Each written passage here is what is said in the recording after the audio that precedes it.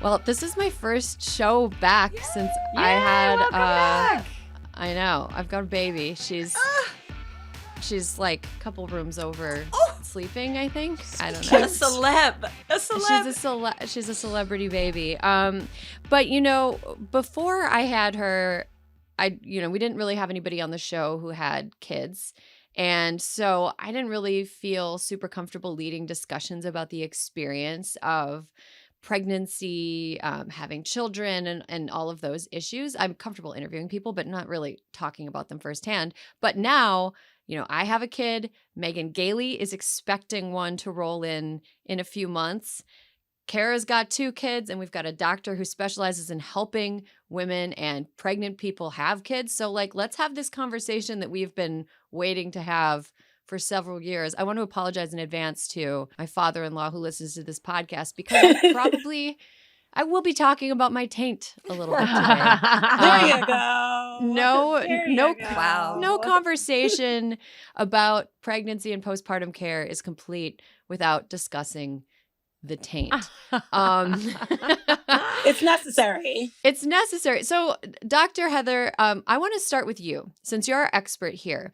Can you talk a little bit about what the postpartum period is and how valuable the information is that's already out there that people are getting about it? Are people fully informed about it? What do people know? What don't people know? Just give us the quick elevator pitch of postpartum. So classically, it's thought about the first 42 days after giving birth, but really that's kind of interesting because I think it came from, and it's not that I think, it's actually in data that it came from trying to figure out when women could go back to doing farm work and heavy lifting after they've delivered a baby out of their vaginas or whatever, right? And so we really think that it's more like a year after at the very least. And really the rest of your life is kind of a big postpartum period, to be honest, because, as long as you have gone through that situation, you've had a baby, you will constantly be reminded of that situation through various parts of your life going forward. But really the first year or so is when you're dealing with all the changes that your body went through recently as it carried another human and then expelled it and then is recovering from that. Okay. And Kara, you have 2 kids. Yeah, I do. What did you expect or know about the postpartum period before you had kids? And what was something that you discovered after? Well, I had friends that had obviously postpartum depression and postpartum anxiety, which I discovered were 2 different things from a friend that had postpartum anxiety. And so I was prepared for, anything to happen with a big hormone drop. I feel fortunate that I did not have a very mentally difficult postpartum period, but I definitely, I couldn't expect what was happening to my body at all. I mean, I had to get Botox in my butt, you guys. Wait, what? Wait, what? Explain. This is a new thing for me. Why did Dr. you have Heather's to get like, Botox I in your butt? know. Yeah, girl. Talk about it. You opened the taint floodgates, Erin. So gross. There's some horrible things that happen, tearing, and then constipation where it's hard to have bowel movements. And sometimes if you're not healing on your own, you need to freeze those parts so that they can stop being hurt and so that you can heal. And nothing freezes things better than Botox. Yeah, Botox works. Say what you will about it, but it totally works in your face. So yeah, my butt looks like fucking 10 years younger. There you go. She's a college grad. Megan, what have you been preparing yourself for when it comes to the time immediately after having a baby? And what are some things that you hear about that you're not quite comfortable with? This is this is the first time I've been a panelist where I'm like, I think you guys just want to scare me. You're like, Megan seems like she's too easy breezy posting these bump pics, and we need to really bring her back down to earth. I was a nanny, and I started with a newborn when he was 11 weeks old, and so I do feel like I'm like, listen, I know babies and stuff, but the period from like water breaking to 11 weeks is what I'm the most terrified of, because it seems so uncertain. And even the idea of having a birth plan is like, sure, okay, I'll have a plan, but it's gonna go out the window. So I'm definitely worried about the labor itself, and then being like, what is my husband going to be doing? What's going to be the COVID of it all? Well, my mom was a labor and delivery nurse, and taught Lamaze for decades. So I want her in the room. But if Omicron is still raging, is she not going to be able to be in there? So it's kind of like a constant evolution. I was told last week with my OBGYN's voice sounding alarmed that I have a large baby. So it's like, okay, I need to probably start mentally preparing that maybe I'm going to have a C-section. And what would those 2 weeks of healing look like in my house if I'm not able to do a lot? And I jokingly say, like, I'm someone who does take my body and appearance, like, it matters to me, that I'm like, oh, I'm just going to have everything put back to where it was. But it's like, that may cost hundreds of thousands of dollars, and that may just not be in the cards. And am I going to have to just come to terms with, like, yeah, having a loose butthole, because it's like, can I only, if it's Botox in my butthole or my face, I'm going face, like that's what people see. You don't have to choose. Okay. Is it a 2022? It's a 2 for You can 1. use the same vial. You can use the same vial and use some for your face and some for your butthole. See, that is eco-conscious Botox use right there. Save a canister, use it on the face and butthole. Don't waste a drop. Well, Megan, I remember kind of having a similar like tornado of uncertainty when it came to pregnancy and the birth, and I tried to cope with it by learning as much as I could about every possible scenario, which ended up, I think, being a way for me to occupy my time, but I don't know if it really helped me reduce my anxiety like once things were in motion. But you brought up something that's really interesting, and I want to pivot to Dr. Irobunda real quick. You mentioned that like people scare expectant parents, or people use anecdotes of what they'd been through to like try to scare people who aren't parents at all. And Dr. Heather, I wonder what your thoughts are on that. Like, do you think that a person who hasn't had kids should be scared because of other people's postpartum stories? I don't think they should be scared, because I feel like it's just like Yelp reviews or like Google, right? People are only going to talk about really good stuff or really bad stuff. They're not going to talk about the just okay stuff. Like, you know what? Like, I didn't get my butt ripped from, I wasn't ripped, my whole tank didn't rip. Like, you know what I mean? Like, people are not talking about that, right? So they're always talking about like, listen, I had to get Botox, things were bad, or this is what happened to me, or this is what happened to my friend. I was even guilty of it as being an OBGYN. So like, most of my friends were having their first child when I was in residency, beginning of my career. And, as like grumpy, like resident type, I would like go to brunch with them and then be like, oh, you're pregnant? Let me tell you about all the like random crazy things that I saw, in the last month since I've seen you on labor and delivery. And then it wasn't until one of them was like, this actually truly scares me into like wanting to do this for myself, that I had to think about like the fact that I'm only telling the stories that are the most vivid, the most memorable, the craziest, to me, maybe the funniest or, weirdest, but like, it's not necessarily helpful to someone going through that experience. And really and truly, as someone who's seen a lot of babies being born in a variety of different ways, most times it ends up okay. And everybody is not like emotionally and physically scarred from what has happened to them. Yeah, Kara, I want to pivot to you. Megan also brought up like changes that happened to like the body and needing to surgically put them back in place. And I don't want to put you totally on the spot because I'll talk about my body too if you're more comfortable with me doing that. But you know, did it take a while for you to feel like your body was yours again?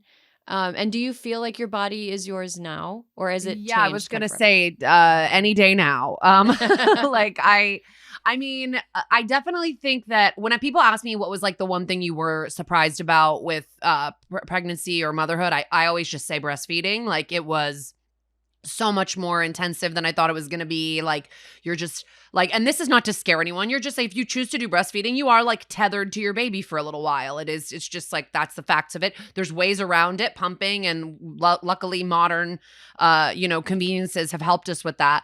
But I think especially when breastfeeding, you don't feel like your body's your own. And then I just ended that a month ago, and I'm kind of like, okay.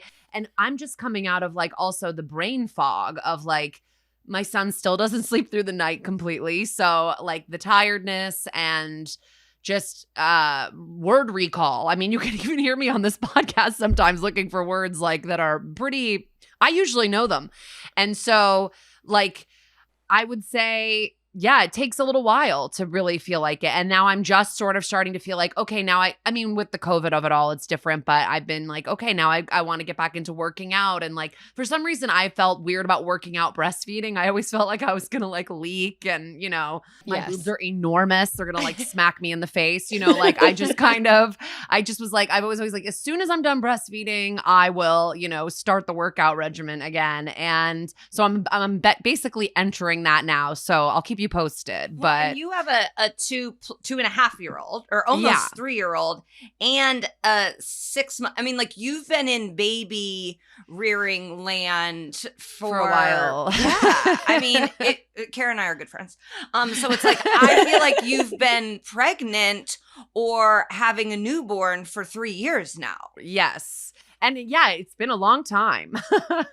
It'll probably 4 years. Cause like, I mean, I started trying to get pregnant in like 2018, so like something 17. So like, yeah, it's been a long time. And yeah, I'm sort of starting now just finally. And I know for some women, it's like they don't feel that for years after their kids are 7 or 10 or 18. I don't know. Like it does feel like it's your own journey. But for me, I feel like I am getting there slowly but surely. Like it's weird. There's parts of my body that I'm like, why does this shirt not close? Like I know my boobs are big, but like it feels like my back widened. Like how did my back widen getting pregnant? Like I did, you know what I mean? Like there's just weird things. And day by day. Here's the thing that one of the things I thought about, and I guess maybe I just have a kind of morbid sensibility, but like, you know, if like my body were to be like chucked into a bog and nobody found me for like 10 years and they dug my body up, they would be able to tell that I'd had a kid. Mm-hmm. Yeah. From my dead body that was like partially decomposed, they would be able to tell from my skeletal remains that I had had a child. And so like that, I was so nervous when I was pregnant about, first of all, prefacing this by saying this is some like society patriarchy bullshit, but I was really preoccupied with like bouncing back. And I knew intuitively that is fucked up. That is fucked up that we put women under any pressure whatsoever to bounce back after they ring a bell that cannot be unrung. It's like another impossible standard. But I was worried about, you know, like I've run marathons and I like to hike and climb and I like to, you know, be physical. And I was worried. You do a lot. Not anymore. I was worried that I would like lose my ability to do those things and that I would like not look the way that I wanted to look, like how you mentioned, Megan. And I feel like we had a lot of, you know, growing up, there was a lot of narratives around maybe our mothers or female relatives who, you know, were kind of negative self-talking about their bodies after having kids or like trying to work out, going on like crash diets, which were really, you know, on fad in the 80s and 90s. And I will say that, you know, everybody's different and everybody's journey is different. But like Dr. Irobunda mentioned, all of the things that I was scared of were like the worst versions of things, if that makes any sense. Like I was afraid that I would, none of my clothes would fit anymore. And I would, have to, whatever. I was afraid that I would have to like keep my clothes in a plastic bin and like have them be my skinny clothes and feel like bad about myself for not being able to fit into them, like, which is bullshit. But, the reality is like after you have a baby, if you're breastfeeding, a lot of times your body is just like, all right, now let's just like shrink back down. And I just have this like extra skin now, which, is sort of like whatever. But, it's not as bad as I thought it would be. And I think as long as every time I get get that narrative that's like, oh, you need to bounce back, get back to working out. It's like, shut up. That's not what we're supposed to do. Dr. Irobunda, do you get patients that come in like preoccupied with getting their bodies back after they have kids? And what do you tell them? Every single day. Every day that I see patients in my office, it's really sad to me because we see how much our society puts pressure on women to be a certain way and how people feel so inappropriate about just being normal.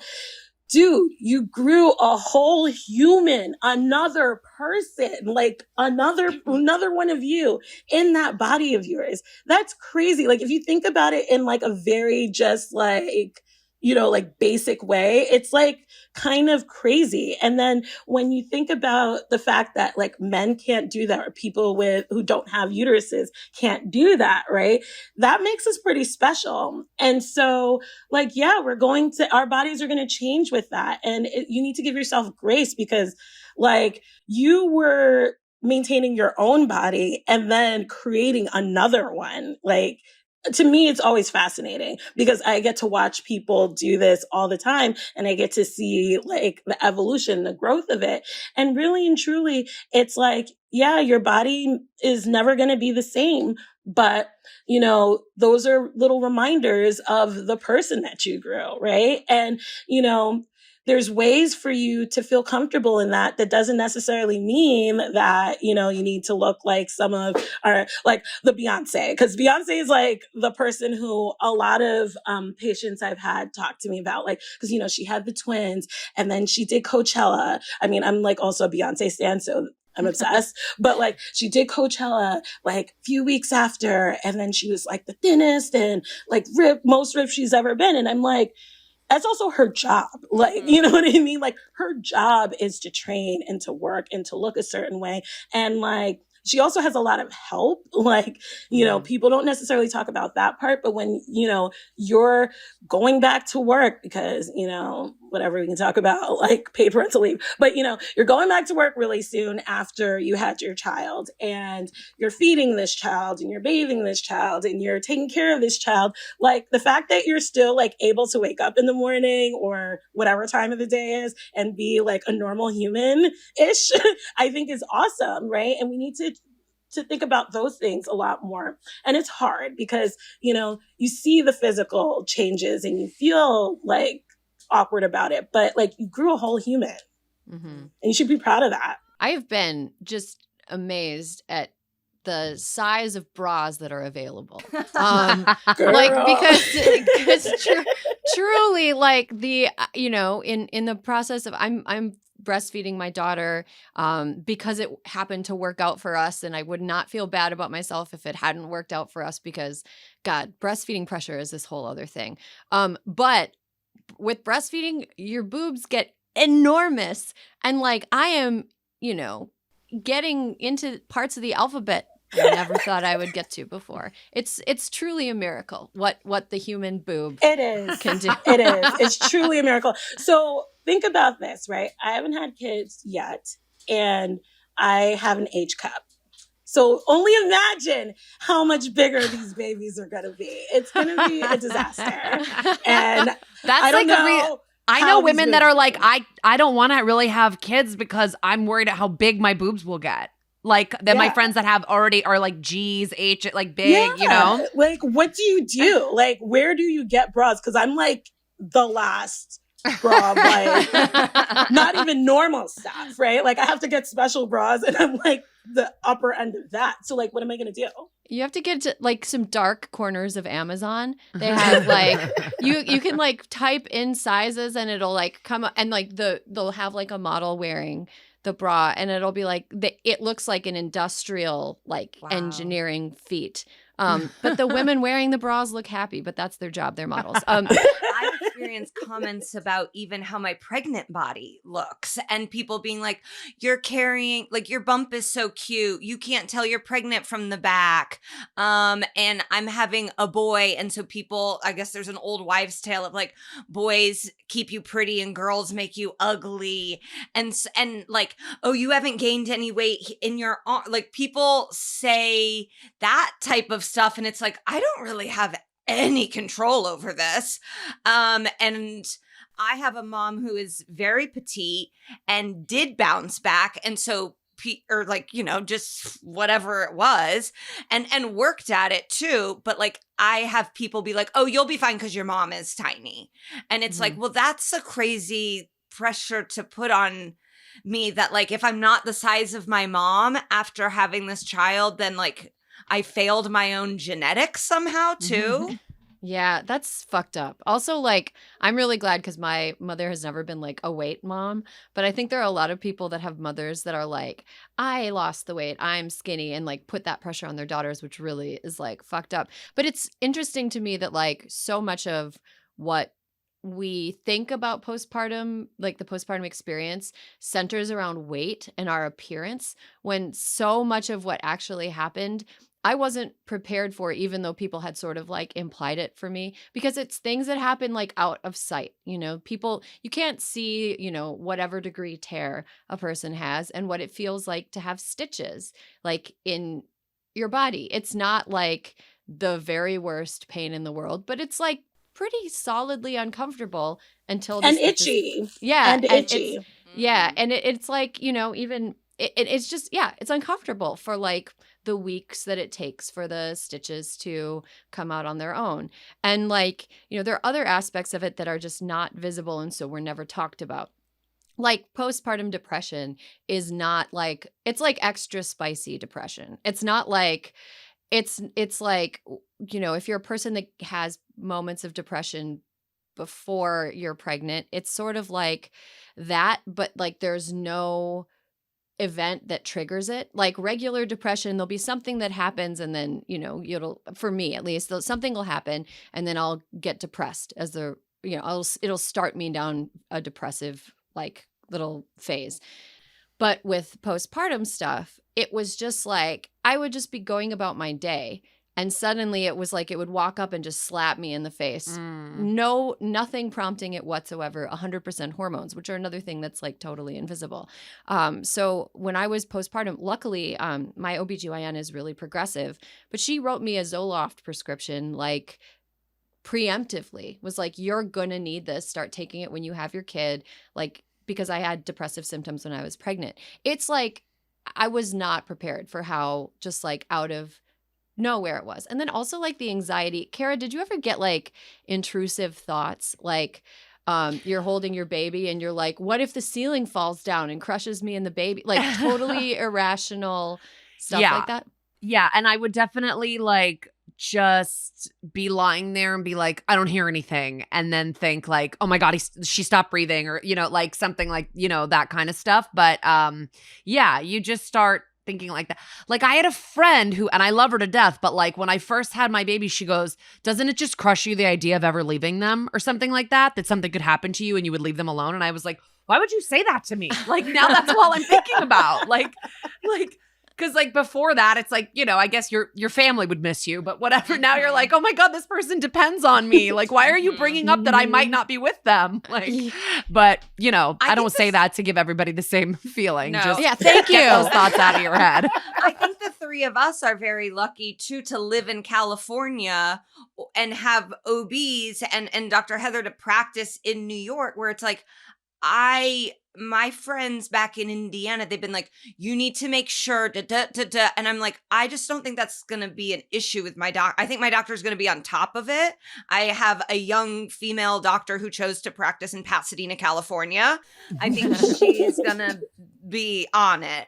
I don't think I'm going to have to be like, hello, I'm sad for like my mom's OB to listen to me, you know? Yeah. And they also have you fill out a questionnaire at your pediatrician every visit until 6 months.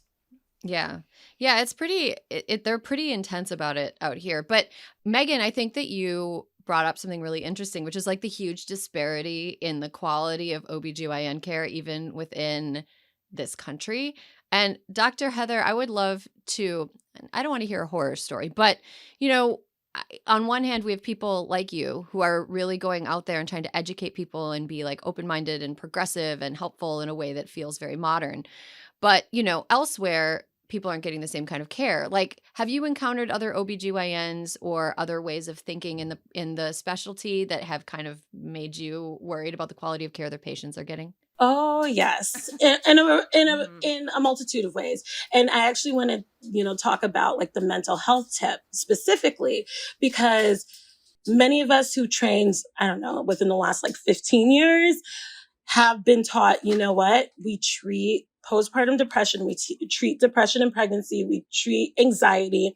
Like there are medications that have been studied in pregnant, people, and they're safe and effective for use. And we actually have data and studies to show the negative effects of untreated depression in pregnant and postpartum people to not only themselves, but to their offspring, right? Like we know that it increases the chances of, like a whole bunch of different things, right?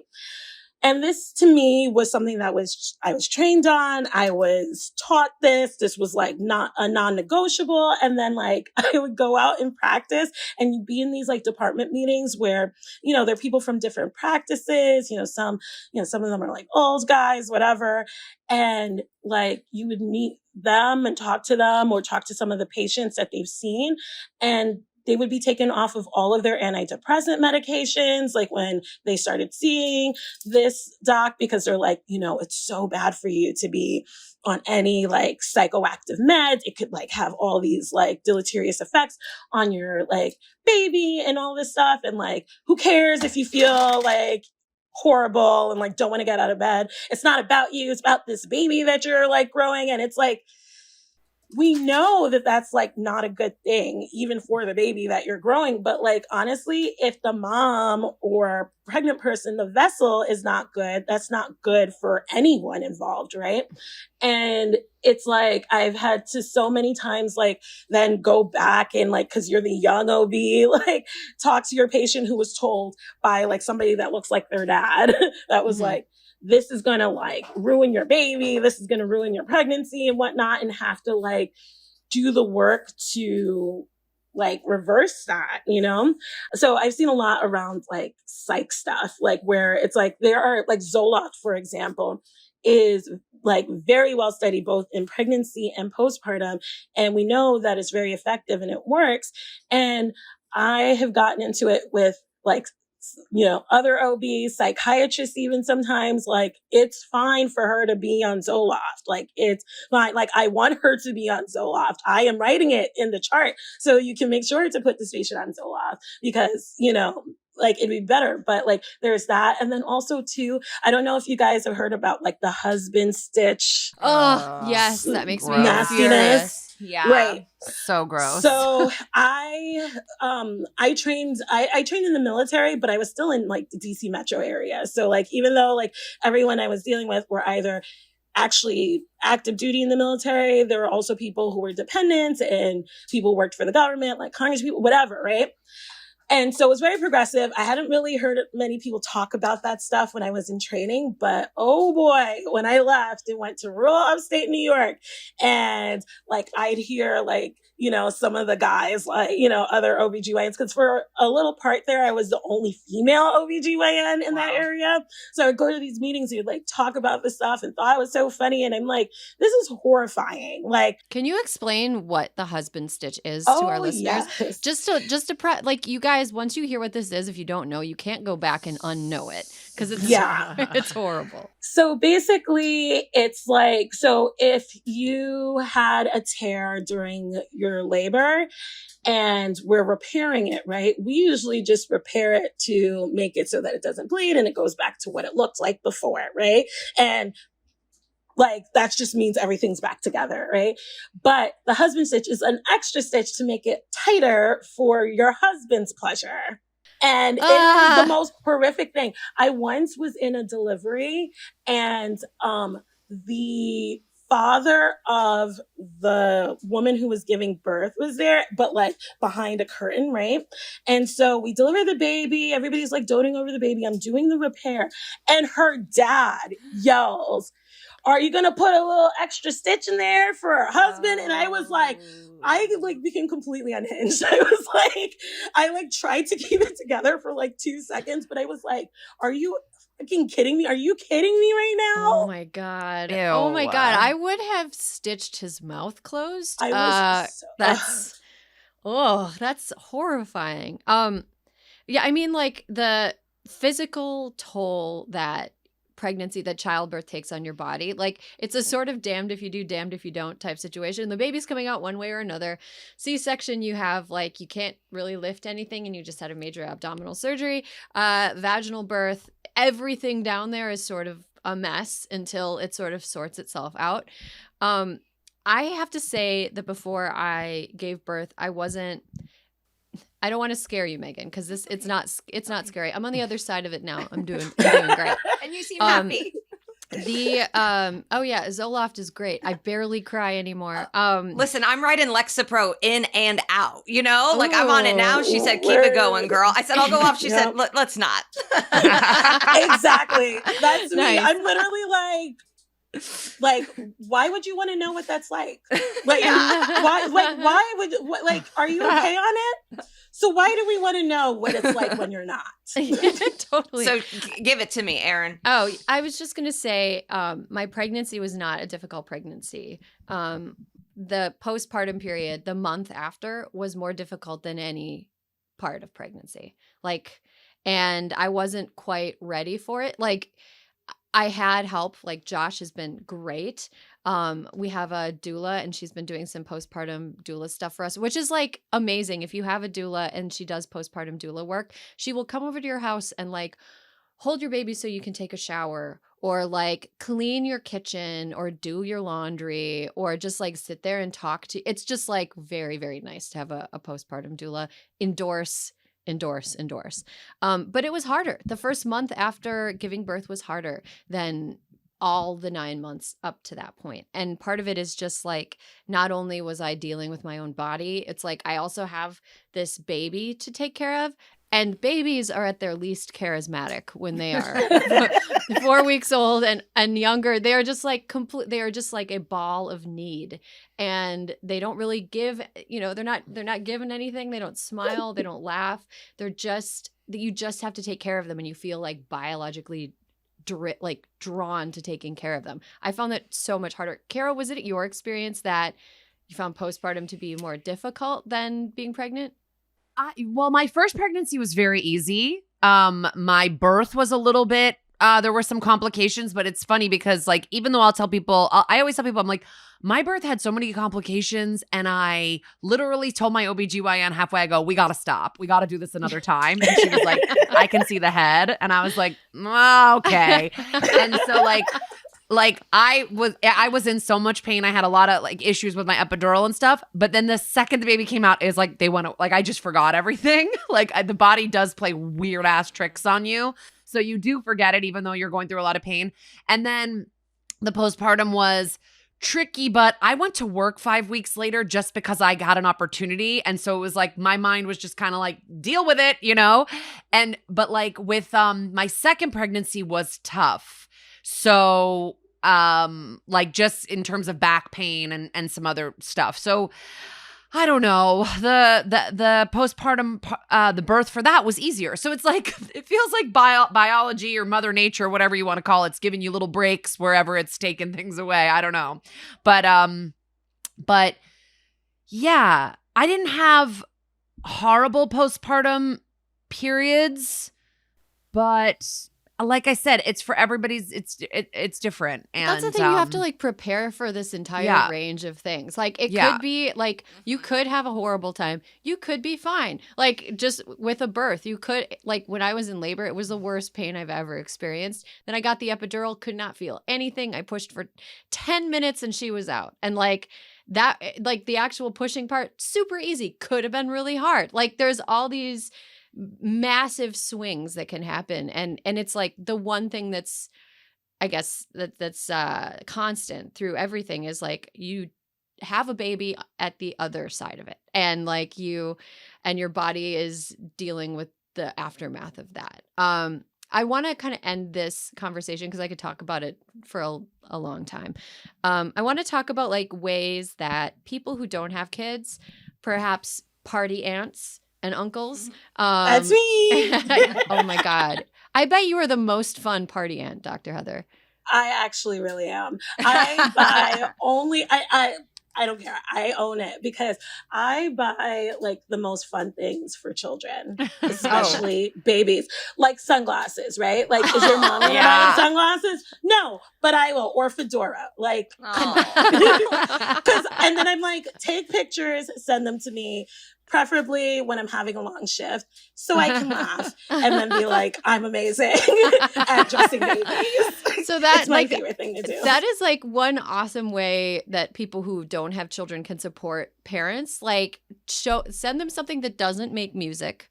Nothing, don't send noisy gifts. Although we do have a lot of noisy gifts for Juniper because we're like, she's gonna like music, and it's just I'm preparing for like 8 years of just noise. But you know, that's one thing that before I had kids, sometimes I felt like I didn't quite know what to do when like a friend of mine had a kid. Like, how do I better support you? Kara, like right after you gave birth to your babies, like what was the best way that your friends and family could support you?